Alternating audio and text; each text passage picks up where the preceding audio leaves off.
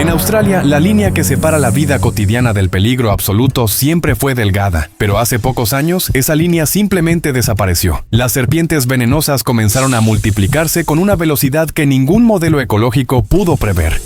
No eran decenas, no eran cientos, eran miles, avanzando sobre zonas rurales, cruzando carreteras, invadiendo depósitos de alimento y desplazando a especies enteras. Lo que antes era parte del paisaje se convirtió en una plaga silenciosa que se movía como una sombra viva sobre el territorio. Los productores fueron los primeros en sentir la presión. El ganado desaparecía. Los perros guardianes eran encontrados rígidos al amanecer, y los registros de avistamientos superaban cualquier estadística conocida. No era un fenómeno aislado, era un desbordamiento, un desequilibrio masivo que empujaba al país a una crisis ambiental sin precedentes. Y ante ese escenario, el gobierno, los científicos y los propios trabajadores rurales entendieron que no podían esperar. Había que actuar. Así nació un proyecto que, hasta hoy, pocos australianos conocen en detalle. Un sistema diseñado para atraer, concentrar y capturar serpientes venenosas en cantidades imposibles de manejar por métodos tradicionales. Una solución que mezclaba biología, química, temperatura y un conocimiento ancestral del comportamiento reptiliano. Pero había un problema que nadie anticipó. Para atraer miles de serpientes era necesario algo más que luz o barreras. Era necesario imitar una señal que las serpientes reconocieran de inmediato. Una señal que ninguna especie ignoraría. El equipo desarrolló un prototipo. Un estímulo perfecto. Un llamado que desencadenó un movimiento masivo de serpientes hacia un único punto del desierto. Cuando activaron el sistema por primera vez, el suelo comenzó a moverse.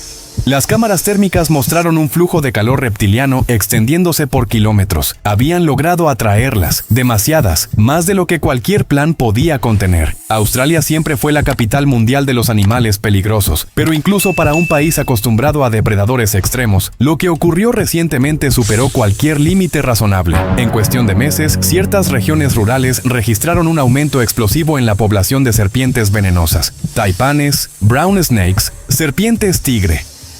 Especies que normalmente se dispersan para evitar competencia comenzaron a reproducirse sin freno. Los expertos no tardaron en admitir que estaban frente a un fenómeno totalmente fuera de control. Las hipótesis eran muchas: condiciones climáticas anómalas, disponibilidad de presas, incendios que desplazaron a depredadores naturales, mutaciones ambientales. Ninguna explicación era suficiente. Lo que sí era evidente era el riesgo. Con miles de serpientes invadiendo áreas humanas, la posibilidad de ataques aumentaba cada semana. Los productores se veían obligados a abandonar rutas, cerrar galpones y trabajar con trajes protectores improvisados. Era cuestión de tiempo antes de que las consecuencias fueran irreversibles. Ante el colapso, surgió un proyecto de control que cambió todo. Científicos e ingenieros rurales desarrollaron un sistema capaz de atraer serpientes a un punto designado, utilizando un estímulo específico basado en vibración, temperatura y señales químicas. No era un mecanismo de exterminio, era una herramienta de contención, diseñada para capturar grandes cantidades de serpientes sin destruir o desequilibrar aún más el ecosistema. Pero nadie imaginó que funcionaría tan bien. En la primera prueba, en lugar de cientos, aparecieron miles de serpientes, demasiadas para cualquier protocolo existente. Antes de continuar, comenta desde qué país y ciudad nos estás viendo y cuántos años tienes. Y si quieres entender la historia real detrás de criaturas peligrosas, desequilibrios ambientales y comportamientos que nunca deberían existir, suscríbete. Aquí contamos lo que muchos prefieren ocultar.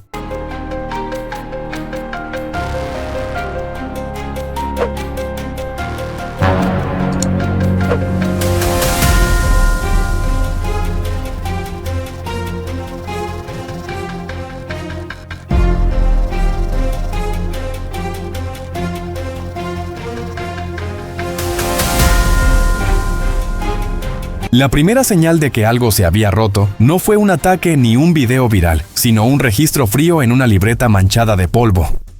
Un productor del interior del estado de Queensland comenzó a anotar, por costumbre casi obsesiva, cada serpiente que encontraba en sus potreros. Durante años, las cifras se mantenían dentro de lo esperable. Algunos ejemplares por mes, épocas de mayor presencia después de lluvias fuertes. Nada fuera de lo normal para alguien que vive rodeado de animales peligrosos. Hasta que, de repente, los números se dispararon. En pocas semanas, aquello que antes se contaba con una mano empezó a llenar páginas enteras. Serpientes en los bebederos del ganado, en las estructuras metálicas de los corrales, en los espacios angostos detrás de los sacos de alimento. Lo que parecía un caso aislado pronto se replicó en otras propiedades. Productores de diferentes regiones, sin contacto entre ellos, comenzaron a reportar lo mismo. Las serpientes ya no eran visitantes, se habían convertido en residentes. El primer incidente grave llegó en silencio. Un trabajador rural fue encontrado inmóvil junto a un silo de grano. No había señales de lucha ni marcas evidentes en la piel. El diagnóstico oficial habló de paro cardíaco, pero los rastros en el polvo contaban otra cosa. A pocos metros del cuerpo se observaban deslizamientos repetidos, como si varias serpientes hubieran pasado por el mismo lugar una y otra vez. El informe nunca usó la expresión plaga, pero los productores empezaron a hacerlo en sus conversaciones privadas. Entre todas las especies que aparecían en las cámaras nocturnas, una comenzó a destacar. Una serpiente parda de tamaño inusual, con un patrón de movimientos que llamaba la atención incluso de los biólogos. Se acercaba a los galpones con una calma que no encajaba con el comportamiento típico de un animal que actúa por reflejos. Parecía evaluar distancias, rutas de escape, puntos de sombra. En los videos, sus ojos brillaban con una fijación que el cerebro humano traduce como intención. Los trabajadores rurales le dieron un nombre sin darse cuenta de que estaban creando un personaje. La llamaron la Reina Silenciosa. La veían aparecer en diferentes puntos de la propiedad, siempre cerca de los lugares donde luego se registraban más serpientes. No sabían si era la misma cada vez, pero para ellos era la mente que conducía una invasión que todavía no entendían. Los servicios oficiales de control de fauna respondieron como siempre. Un par de visitas, algunas trampas dispersas, recomendaciones genéricas sobre manejo del entorno. Se insistió en eliminar refugios, cortar el pasto, revisar estructuras, pero el aumento continuó. La estadística se volvió una sombra. Día tras día se contaban más cuerpos escamosos cruzando la línea entre el desierto y la infraestructura humana. Fue entonces cuando un pequeño grupo de productores decidió recopilar registros de manera sistemática. Coordenadas, fechas, especies, tamaño aproximado. Esos datos, enviados a un equipo universitario, revelaron un patrón inquietante. Las serpientes no aparecían al azar. Se distribuían siguiendo los corredores de alimento y almacenamiento. No estaban interesadas en los humanos en sí, sino en el ecosistema artificial que ellos habían creado. El primer esbozo de esta historia real nacía allí, en la intersección entre errores humanos y depredadores extremos. Lo que nadie sospechaba todavía era que, detrás de esos números, se estaba gestando algo más profundo. La Reina Silenciosa y las serpientes que se movían bajo su sombra no solo seguían la comida. Estaban respondiendo a una transformación ambiental que las empujaba a un comportamiento nuevo, más concentrado, más arriesgado, más visible. La frontera entre su mundo y el nuestro comenzaba a disolverse. Para entender cómo una serpiente se convierte en protagonista de una plaga, hay que mirar primero al escenario que la sostuvo. El paisaje australiano, moldeado por millones de años de sequías, incendios y ciclos extremos, siempre favoreció a los reptiles. Su sangre fría y su capacidad de ahorrar energía les permiten sobrevivir donde otros animales fracasan. Sin embargo, en las últimas décadas, la intervención humana modificó el escenario de manera radical. Gigantescos campos de cultivo se extendieron sobre zonas antes dominadas por matorrales y pastizales irregulares. El grano almacenado atrajo a hordas de roedores, y estos, a su vez, ofrecieron a las serpientes un banquete constante. Lo que en la naturaleza hubiera sido un equilibrio dinámico, se transformó en una línea de producción perfecta para depredadores silenciosos, madrigueras, montículos de tierra removida, refugios de metal caliente.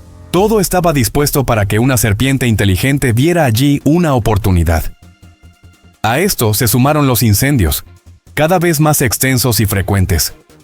Las llamas arrasaron zonas enteras, desplazando a aves rapaces, dingos y otros controladores naturales de serpientes. Muchas de esas especies tardan años en recuperar sus poblaciones. Las serpientes, en cambio, se adaptan con mayor rapidez. Cuando el humo se disipa, son de las primeras en explorar el terreno transformado, ocupando los espacios vacíos y aprovechando cada resquicio que el fuego dejó.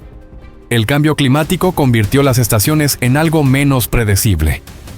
Periodos de lluvia intensa seguidos de calor extremo crearon cadenas de abundancia y escasez que rompieron los patrones tradicionales. En esos picos de abundancia, las serpientes se reproducían con éxito excepcional. Las crías que en otro tiempo hubieran muerto por falta de alimento, encontraban ahora un horizonte de presas fáciles y refugios artificiales construidos por el ser humano. La reina silenciosa surgió como producto de ese ambiente alterado. No era un monstruo en el sentido mitológico, sino el resultado lógico de una selección reforzada por nuestros errores. Más resistente, más cautelosa, más dispuesta a acercarse a estructuras humanas. Su presencia en las cámaras nocturnas se volvió constante. A veces aparecía sola, otras rodeada de ejemplares más pequeños que parecían seguir sus rutas. En paralelo, los informes de comportamiento extraño comenzaron a acumularse. Serpientes de especies diferentes compartiendo los mismos refugios. Concentraciones inusuales en bordes de represas y depósitos de agua. Movimientos conjuntos en respuesta a cambios de temperatura que antes no provocaban nada semejante. Era como si el ecosistema, sometido a presión, hubiese comprimido a los depredadores en espacios más reducidos, obligándolos a coexistir y adaptarse de formas nuevas. Los científicos que estudiaban animales peligrosos en la región empezaron a usar expresiones que incomodaban a los productores. Hablaron de ambientes que fabrican comportamientos, de paisajes que empujan a las especies a soluciones extremas. Australia, con sus Everglades secos y sus sabanas abrasadas, se convertía en un laboratorio de mutaciones conductuales. La plaga no era solo un exceso de serpientes, era un síntoma de algo más profundo. En ese ambiente saturado, la idea de capturar miles de serpientes no parecía exagerada, parecía inevitable. El terreno había creado al monstruo, ahora había que decidir qué hacer con él. Y, sin saberlo, los productores que activaron el sistema de atracción estaban a punto de enfrentarse al resultado máximo de ese ambiente llevado al límite. La historia de cualquier depredador extremo se escribe en pequeños cambios acumulados. En el caso de la reina silenciosa, esos cambios comenzaron a volverse visibles cuando las cámaras instaladas por los productores mostraron algo que nadie esperaba ver en un reptil. La serpiente no se limitaba a esperar en emboscada, parecía explorar. Repetía trayectos, revisaba bordes de estructuras, se detenía en puntos específicos como si evaluara vibraciones que los humanos no podían sentir. Lo que para un observador casual sería solo una serpiente más en el polvo australiano, para un herpetólogo era otra cosa. La combinación de tamaño, velocidad y cautela convertía a aquel individuo en un superdepredador dentro de su propio nicho.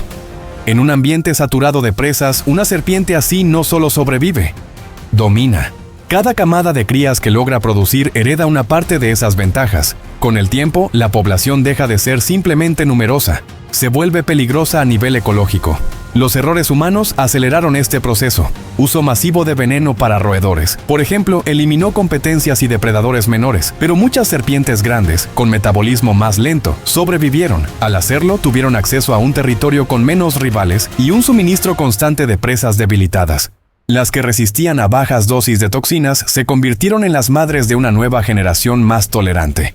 Sin querer, se seleccionó a las serpientes más fuertes, más resistentes y en muchos casos más atrevidas. Los ataques reales se hicieron más frecuentes en zonas donde antes eran raros.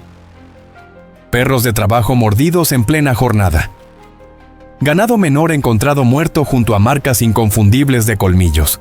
Los reportes no siempre incluían la palabra serpiente gigantes, pero la descripción coincidía. Cuerpos alargados, de un marrón apagado, que se deslizaban fuera del encuadre apenas la linterna los alcanzaba. El veneno actuaba más rápido en animales pequeños, dejando una colección silenciosa de cadáveres que alimentaba el miedo de la comunidad. Las autoridades intentaron responder con campañas educativas.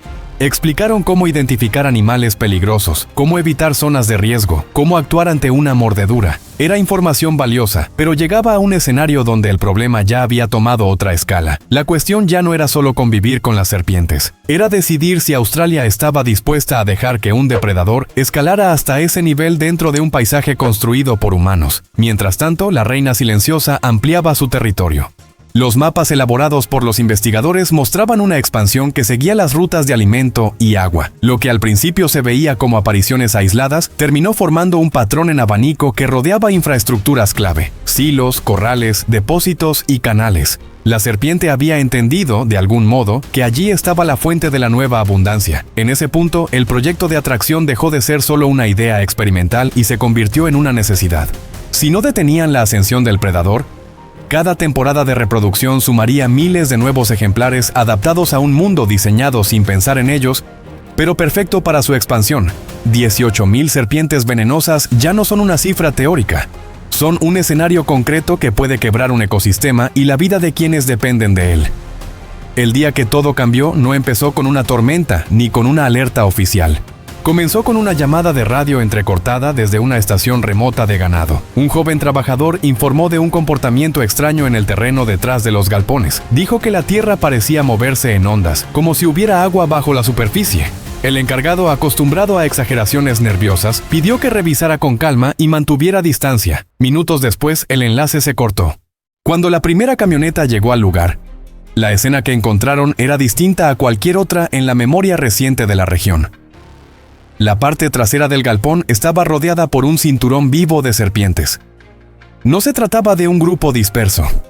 Eran capas superpuestas de cuerpos enrolados, alineados contra una pared que irradiaba temperatura gracias al calor acumulado durante el día.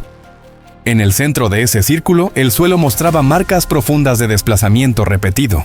El joven trabajador fue hallado dentro del galpón, apoyado contra unos sacos de alimento, con el rostro rígido y los ojos abiertos. No había docenas de heridas ni signos de un ataque masivo. Solo 2 perforaciones discretas en su pierna, cerca del tobillo, confirmaron lo que había ocurrido. Una serpiente lo había mordido. Quizá 2.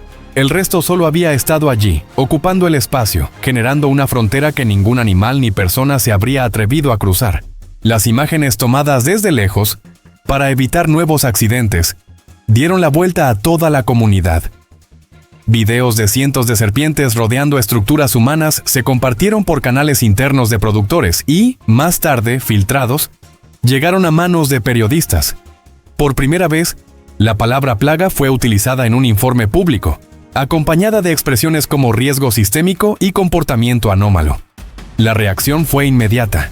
Equipos de expertos en fauna, autoridades regionales y representantes del sector productivo se reunieron para evaluar la situación. Ya no se trataba de casos aislados ni de historias de campo amplificadas por el miedo. La muerte del trabajador y la concentración de serpientes en un único punto revelaban un choque directo entre la actividad humana y la respuesta de un depredador extremo. Fue en ese contexto, bajo la presión del dolor y la urgencia, que se autorizó la fase completa del proyecto de atracción.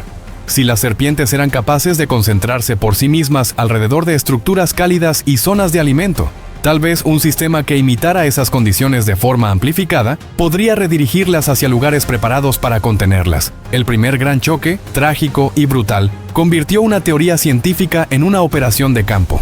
Una vez superado el impacto inicial, comenzó el trabajo silencioso de quienes viven de datos y no solo de impresiones. Biólogos, herpetólogos, guardas rurales y técnicos de laboratorio se reunieron para desentrañar lo que estaba ocurriendo con aquellas serpientes gigantes y venenosas. Se realizaron necropsias detalladas en ejemplares capturados cerca de las zonas críticas. Se analizaron órganos, glándulas de veneno, contenido estomacal y tejidos afectados por toxinas ambientales. Los resultados mostraron un cuadro complejo. Muchos ejemplares presentaban signos de exposición crónica a sustancias químicas utilizadas en la agricultura, pero lejos de debilitarlas por completo, en algunas parecía haber actuado como un filtro. Las más sensibles morían temprano. Las más resistentes sobrevivían y transmitían sus genes. Este proceso silencioso había reforzado la población con individuos robustos, capaces de soportar condiciones que antes las habrían diezmado. Los informes oficiales también revelaron algo inquietante en términos de comportamiento. Las serpientes capturadas cerca de estructuras humanas mostraban patrones de movimiento diferentes a las del interior más salvaje. Respondían con especial sensibilidad a cambios de temperatura mínimos, vibraciones asociadas al funcionamiento de maquinaria y, sobre todo, a concentraciones de olor vinculadas al ganado y a los roedores. En la práctica, el paisaje humano se había convertido en un mapa detallado para un depredador que sabe leer señales invisibles. Fue a partir de estos datos que el equipo técnico diseñó el sistema de atracción. En lugar de confiar únicamente en trampas físicas, decidieron hablarle a la biología de las serpientes. Crearon dispositivos capaces de generar microvibraciones en el suelo, ajustadas a frecuencias detectables por los receptores sensibles de los reptiles. Agregaron elementos térmicos que simulaban el calor de grandes concentraciones de presas y usaron compuestos químicos muy controlados para replicar el olor de zonas de alta actividad. Lo más controvertido fue la última capa del sistema. Inspirados en estudios realizados en otros ecosistemas, incorporaron estímulos que imitaban condiciones de temporada reproductiva. No se trataba de feromonas puras, pero sí de combinaciones ambientales que, en conjunto, resultaban irresistibles para serpientes en plena fase de expansión. El objetivo era claro: crear un llamado que se impusiera sobre cualquier otro interés y llevara a las serpientes directamente a las áreas de captura. Los datos posteriores confirmaron que el sistema funcionaba mejor de lo previsto. En algunas noches, las cámaras térmicas registraron la aproximación de cientos de ejemplares hacia un único punto. En pocos meses, el número acumulado de capturas superó cualquier campaña tradicional. Pero, en paralelo, los informes de campo comenzaron a mencionar algo que no estaba en los planes: la presencia recurrente de la reina silenciosa cerca de los dispositivos de atracción, observando desde la periferia y retirándose antes de entrar en la zona de captura. Para algunos miembros del equipo, aquello era una simple coincidencia. Para otros era la señal de que el predador principal estaba aprendiendo. La serpiente que surgió de un ambiente distorsionado ahora se enfrentaba a una tecnología que intentaba imitarlo. Y en esa interacción cada lado empujaba al otro a ir un paso más lejos. Mientras el sistema de atracción reorganizaba el movimiento de las serpientes, el ecosistema empezó a responder. Lo que sucede cuando se concentra a miles de depredadores en áreas específicas no se limita a esos depredadores. Las aves rapaces detectaron el aumento de actividad en ciertas zonas y comenzaron a patrullar el cielo sobre los dispositivos de captura. Dingos y zorros, atraídos por el olor de sangre y de cuerpos debilitados, se acercaron a los perímetros exteriores, buscando oportunidades fáciles de alimentación. En los primeros meses, hubo escenas que parecían sacadas de un documental extremo. Águilas descendiendo en picado para capturar serpientes que se aventuraban fuera de los límites de seguridad. Dingos rodeando contenedores donde se acumulaban ejemplares capturados, esperando que alguna fallara en su intento de escape. Para el ojo humano, aquello podía parecer un retorno al equilibrio natural, una especie de justicia ecológica donde el conflicto entre especies reordenaba el exceso. Sin embargo, los registros detallados contaban otra historia. A medida que los predadores secundarios atacaban a las serpientes, éstas respondían. Algunos dingos murieron por mordeduras fulminantes, lo que generó una disminución local de sus poblaciones y dejó ciertas áreas sin su presencia reguladora. Aves que se habían especializado en capturar pequeños reptiles se vieron frente a ejemplares más grandes y peligrosos, con consecuencias fatales. El intento de controlar la plaga generaba, a su vez, otras fracturas en la red ecológica. En este escenario tenso, la figura de la reina silenciosa adquirió un significado simbólico. En las grabaciones nocturnas, se la veía bordeando las zonas de mayor confrontación, manteniéndose en la periferia de los surcos, donde se acumulaban serpientes más jóvenes y menos experimentadas. Su cuerpo, más robusto, parecía evitar situaciones en las que el riesgo de convertirse en presa superara la oportunidad de cazar. No era solo un depredador, era un observador que aprendía del conflicto entre especies. Los científicos comenzaron a comparar estos registros con otros casos de desequilibrio en lugares como los Everglades, donde especies introducidas alteraron por completo la dinámica de depredadores y presas. Las similitudes eran inquietantes. En todos esos escenarios, los intentos de control tardíos chocaban con la capacidad de adaptación de los animales. En Australia, la diferencia era que la operación se desarrollaba a plena vista, con datos precisos sobre cada captura, cada ataque, cada ajuste en el comportamiento de las serpientes. Lo que surgió de ese análisis fue una comprensión incómoda. El conflicto entre especies no era un accidente marginal del proyecto, sino una consecuencia inevitable de haber permitido que el problema creciera tanto. Las serpientes venenosas, moldeadas por un ambiente extremo, ahora participaban en una lucha a varias bandas, contra sus presas, contra sus depredadores naturales y contra un sistema humano que intentaba corregir errores acumulados durante décadas. A medida que la operación avanzaba y los informes se acumulaban en carpetas electrónicas, una pregunta se volvió imposible de ignorar. ¿Cómo había llegado a Australia al punto de necesitar un sistema capaz de atraer y capturar 18.000 serpientes venenosas en silencio? La respuesta no se encontraba en una mutación repentina ni en una leyenda rural, sino en decisiones humanas repartidas a lo largo del tiempo. Los especialistas en manejo de fauna insistieron en algo que muchos preferían no escuchar. La plaga era el reflejo de un modelo productivo que había simplificado el paisaje. Grandes monocultivos, eliminación de refugios para depredadores naturales, uso intensivo de químicos, urbanización desordenada que fragmentaba hábitats. Cada una de estas acciones había debilitado las piezas que mantenían bajo control a los animales peligrosos y favorecido a aquellos que mejor se adaptan a los espacios intermedios entre lo salvaje y lo humano. Los datos mostraban que, en regiones donde se habían mantenido corredores biológicos y zonas de vegetación nativa, la presión de serpientes era menor. Allí, aves rapaces, pequeños carnívoros y otros competidores seguían cumpliendo su rol. En cambio, en áreas completamente convertidas a paisajes productivos lineales, las serpientes encontraban un menú abierto y pocos obstáculos. Lo que muchos llamaban invasión era, en realidad, ocupación de un vacío creado por nosotros. El proyecto de atracción, con toda su sofisticación técnica, era una respuesta necesaria pero también un síntoma. Mostraba hasta qué punto se había empujado el ecosistema para exigir una intervención de ese nivel. En privado, algunos científicos reconocían que el sistema se parecía más a una tregua que a una solución. Mientras se mantuviera activo, los productores podrían seguir trabajando con un grado manejable de riesgo. Pero si se detenía, las serpientes volverían a expandirse. Quizá con individuos aún más resistentes y cautelosos, como la reina silenciosa. Esa verdad incómoda obligó a replantear la narrativa. Las serpientes ya no podían ser presentadas solo como monstruos que emergen de la nada. Eran depredadores extremos, sí, pero también indicadores de una transformación más profunda. En las reuniones más honestas se habló de responsabilidad compartida. La naturaleza no se había vengado sin motivo. Había respondido a un paisaje moldeado para favorecer la eficiencia humana, no el equilibrio biológico. Con el tiempo, el proyecto de atracción y la captura silenciosa de miles de serpientes se convirtieron en algo más que una operación técnica. En las zonas rurales comenzaron a circular historias que mezclaban datos reales con elementos de mito. Algunos hablaban de un lugar en el desierto donde el suelo vibra sin cesar, atrayendo a serpientes desde kilómetros de distancia.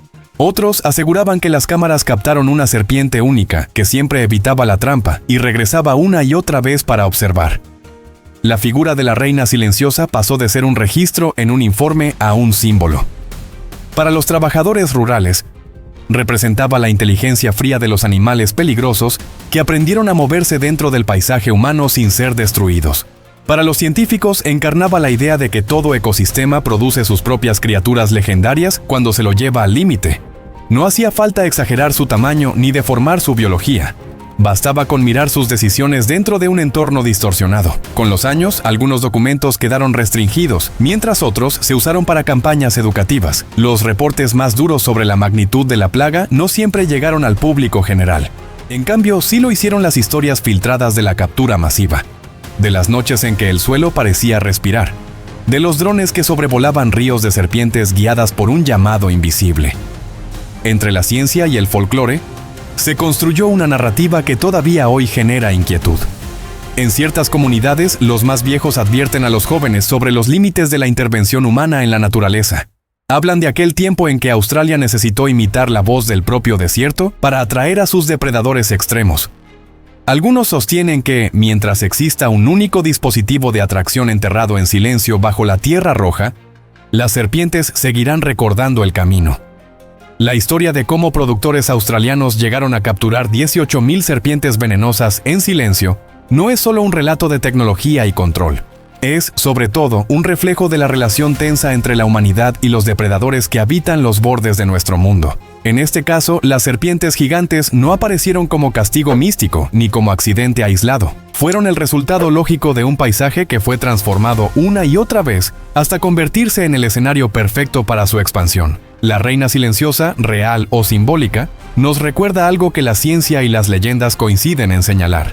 Cada vez que alteramos un ecosistema, empujamos a sus habitantes a decisiones extremas. A veces desaparecen sin ruido, otras veces se multiplican y regresan con formas nuevas de presencia. Las serpientes venenosas de Australia respondieron al desequilibrio con inteligencia fría y oportunidades aprovechadas. Nosotros respondimos con un sistema capaz de hablar su idioma más profundo, imitando señales de calor, vibración y reproducción para atraerlas a un punto de captura. Al final, lo que queda es una pregunta abierta. ¿Qué aprendemos de esta historia real? La tentación de ver a las serpientes solo como monstruos es comprensible, pero incompleta. Son animales peligrosos, sí, pero también son la consecuencia visible de decisiones tomadas a kilómetros de distancia de sus madrigueras. Si no cambiamos la forma en que moldeamos los paisajes, otros depredadores extremos ocuparán su lugar en el futuro. Comenta qué otra historia quieres ver en el canal. Quizá la de un ecosistema que colapsó en silencio. La de un predador que desapareció sin dejar rastro, o la de una criatura legendaria que nació de errores humanos. Suscríbete si quieres seguir explorando estos límites. donde la naturaleza deja de ser un fondo y se convierte en protagonista. Aquí seguiremos contando historias que casi nadie se atreve a narrar.